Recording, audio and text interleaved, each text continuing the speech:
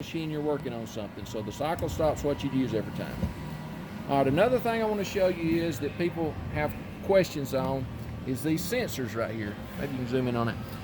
You've got one on each side.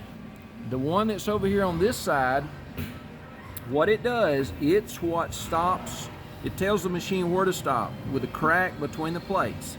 So it's always going to be about 1.5 inches ahead of where the machine is stopping, because it sees it, it decelerates and stops. It's adjustable. You loosen the knob here, and you've got a knob over here that you move the sensor, and this, wherever you're moving this, the pocket crack follows it. So the reason it's adjustable is because the one on this side is directly in line with the blade.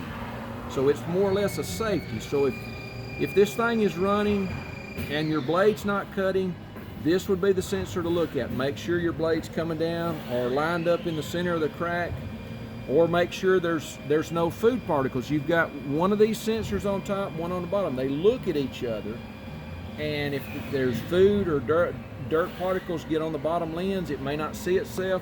So if your blade's not cutting, that would be where you look. On this side has to do with the index. So if it skips an index or it just is out of position, then this sensor will be the one to look for. That's just something that happens. There'll be, as you're running, food particles gets down on the lower sensor, just take and clean it off. I would do that daily.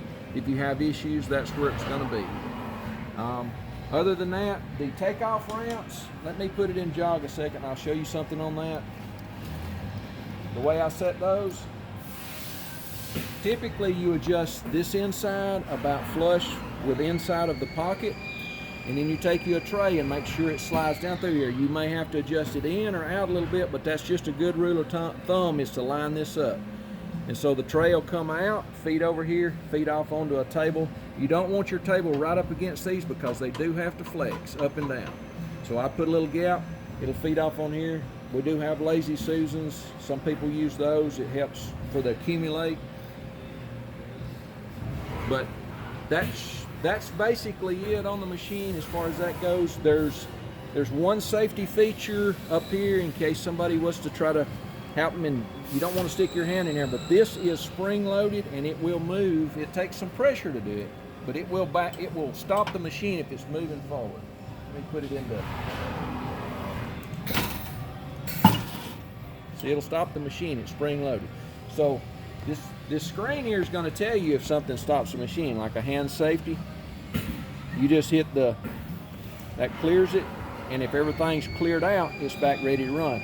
You've got a sensor that senses the air pressure. If it's low air pressure, you'll see that come up.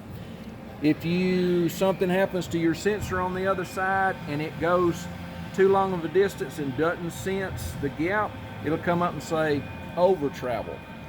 If you have something hung in the machine, the servo system on here will put so much torque on it, and then it will go into over torque and it'll say servo over torque. So if your situation is cleared when you hit the cycle stop, it will clear that out and it'll come back up and be ready to run.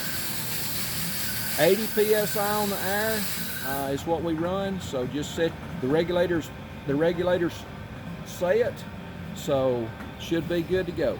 That should have just an overall view of the machine. So